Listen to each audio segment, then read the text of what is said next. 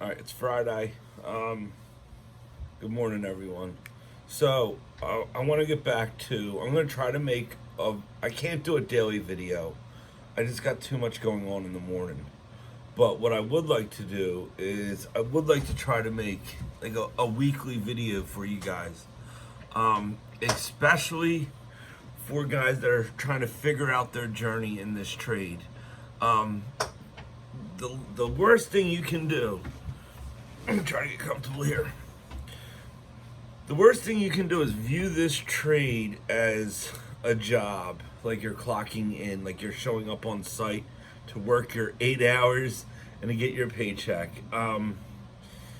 Because there's so much more to this trade that this trade can offer you. It's like when you have to understand, if you're going to be a professional contractor, there's a lifestyle that this brings. Okay, so don't go into this trade expecting a lifestyle of like a night walker.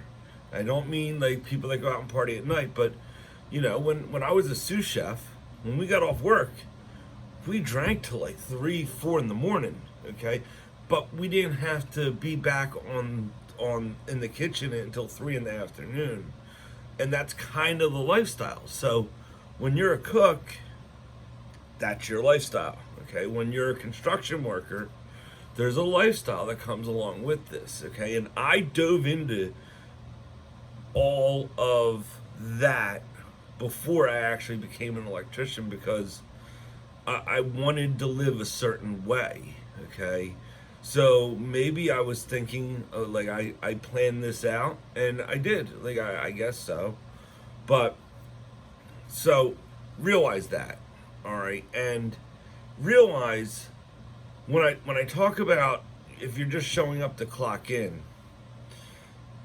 it's the difference between working at Burger King and being a chef at the Palm. Okay, by all means, the chef at the Palm isn't clocking in that manner. He's there getting fresh fruits and he's down at the docks. He's doing certain things. Okay, same thing. There's an avenue in this trade that you can go down where it's a completely different work environment than, you know, an 8 hour day and they don't really care what you do. And what you don't want to do is you don't want to make steps without thinking about them. Okay? You get a lot of these guys and they're stuck in these jobs, and I hear it all the time. You're not stuck in that job. You can easily get out of that environment. You just got to have the balls to do it. Okay, you got to know where to go. Take that first step and run. Okay? When I mean run, if you get into a dead end avenue in this trade, there's dead end avenues in the electrical trade that completely are horrible. I mean horrible. I don't wish it on anyone.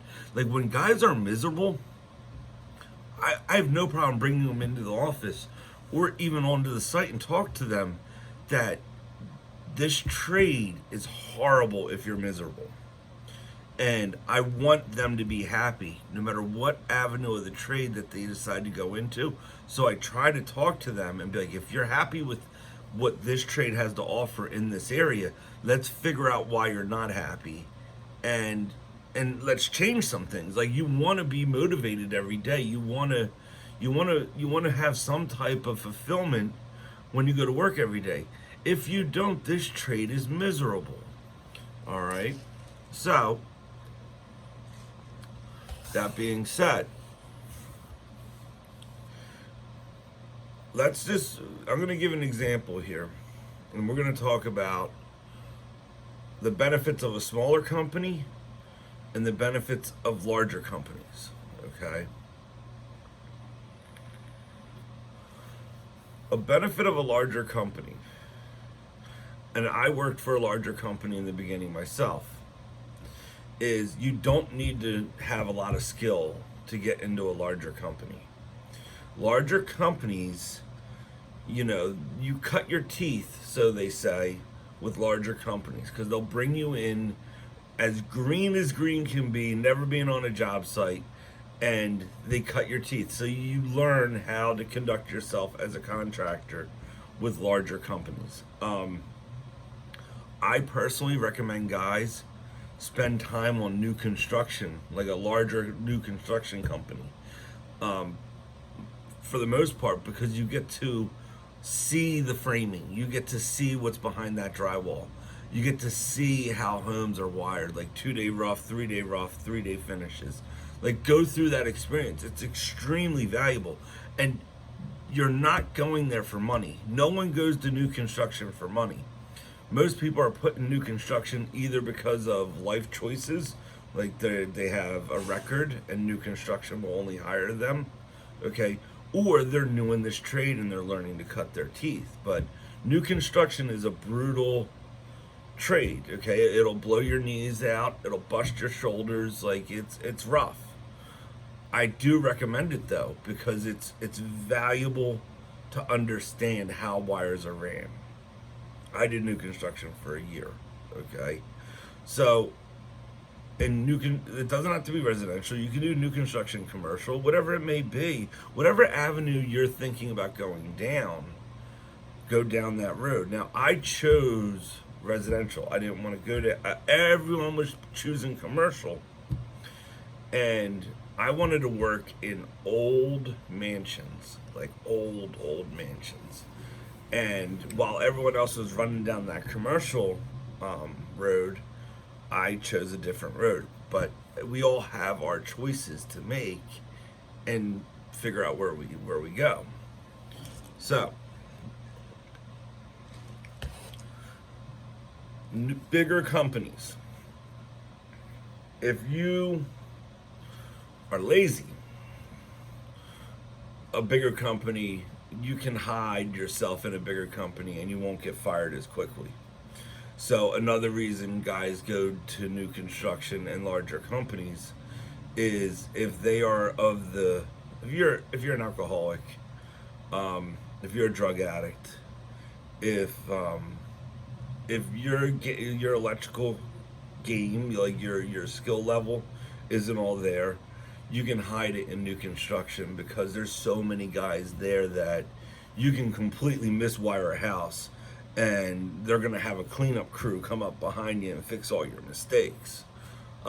Another reason why you get paid peanuts in new construction, but it's there for a reason. So if you're in new construction, realize that there's gonna be a ceiling, and it's a low ceiling. Like they're not making a lot of money. Even if you're the foreman on new construction, it's a low ceiling. It's you definitely learn speed though. So again, that's one of the negatives of new construction. The positive of new construction is you learn speed, you learn repetition, you learn teamwork, you learn how to communicate with people. You experience the drug addicts, the skate and eats, the guys that have an excuse of why they can't do something. Like you if you're learning this trade to constantly go up the ladder, you need to experience this stuff.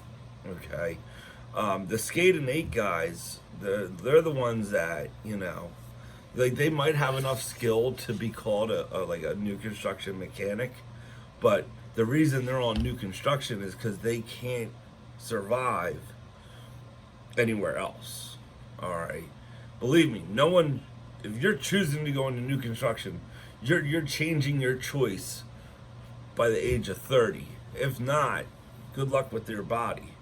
Okay, because I know I have 2 blown out knees. I have my one eye drilled out twice. New construction's brutal. Okay, bottom line. So they're the pros and cons of a larger company. Now let's go to a smaller company. A smaller company will pay you more based on your skill level. All right, that's the pro. The con to that is there's going to be a watchful eye on you. You're not going to be able to pretend you know what you're doing. Like if they're hiring you at a higher rate for your skill level, you're not going to be able to hide. Like it's going to be, there's going to be a magnifying glass on you. Especially if they put you into a van. With smaller companies, your skill level dictates the image to that company. So if you're stating that you're skilled and you want that bigger money, and this is where some of these new construction guys get, this is why new construction guys don't make it with smaller companies, is they come in and their ego has them and they talk about how good they are and blah blah blah. So the smaller company puts them in a van, gives them a raise, and there is no one checking their work. Like they're responsible for their own work. There is no mistakes. There's no callbacks. You get 3 callbacks in the first month you're working for a company, you're most likely gone. If not, they're seriously having doubts about you in the office. Okay, so again, that's smaller companies are gonna have a watchful eye on you. Okay, so when it comes to skill, a smaller company will pay you more, but they're also expecting more from you. If you're going up the ladder in this trade, that'll be good for you. All right. Now, skate and 8 guys. The guys that go to a larger company to get an 8-hour day in, okay? And you can run off in closets or in corners and hide. In a larger company, because other guys are working, you'll be able to get through that. All right, as I'm recording here, I'm going to go down and open up the door for the guys.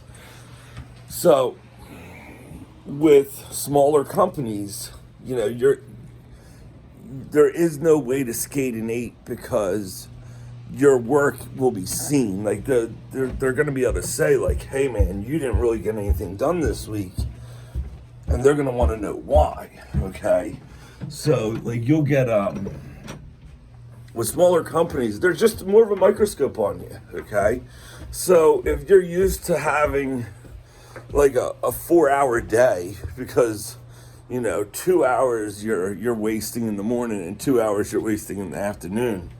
Newsflash, smaller companies will weed you out quick. Sorry about that. So, I just advise guys that, like, if you're lazy in the trade, let's just say you're having a bad year, your wife left you, your girlfriend left you, and you just don't have the discipline yet to handle that and still maintain your career level. A larger company is going to be better for you, okay? They're going to be able to kind of tuck you away in a closet and let you deal with it, okay?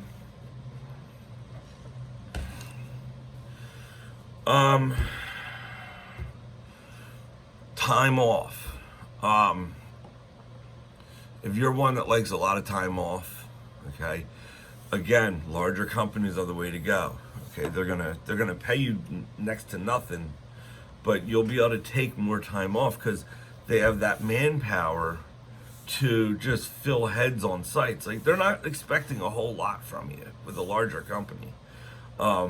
It's all about manpower. So the more the merrier. If they can keep you paid low, they don't have a problem having 100 guys. All right, where a smaller company, they'll compensate you more, but more is expected from you. So they're expecting you to be on point. They're expecting you to handle problems and not push the problem onto someone else. Like smaller companies are great for the guys that want responsibility. They want more money. They don't want time off. Like with smaller companies, there was times where I didn't have off for I don't know how long. It was a long time. At least like a day off where like I chose to take like a Tuesday off. I don't think it's happened in like 8 years. Now that I'm where I'm at now, I still don't do it. I just don't think I don't know. I was always taught 8 hours, Monday to Friday, you designate to your career. You don't put doctor's appointments in there. That is your career's time, and you owe it to yourself to never schedule anything within that time. So I never did, okay? I know guys that do, and I like it's never like that's again going back to these larger companies. That's what they do there. This video is getting a little long. I can go on even further about this because there are benefits to working for a larger company, but it has nothing to do with money. And if you are going to a smaller company, there's companies that will give you a percentage of ownership, all right?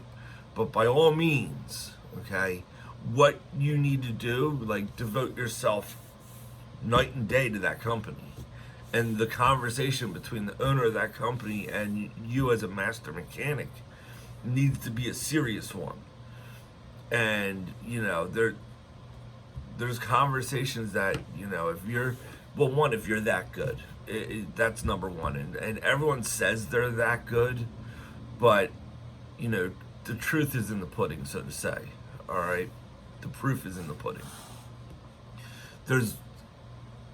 If you're in a small company, you accept that responsibility and you're growing that small company as one of the lead guys over the years, you can tell if you cause that company headaches, meaning if you're demanding this and demanding that because how great you are, that small company, it might put up with it for a little while, but they're not giving you more than they can afford to give you. Okay, well, but if you're that same person with that same skill level, and you're like, here, I'm here to help you grow, okay, that's a different conversation altogether. And that's a different video. So it's Friday. God bless. Take care. Bye-bye.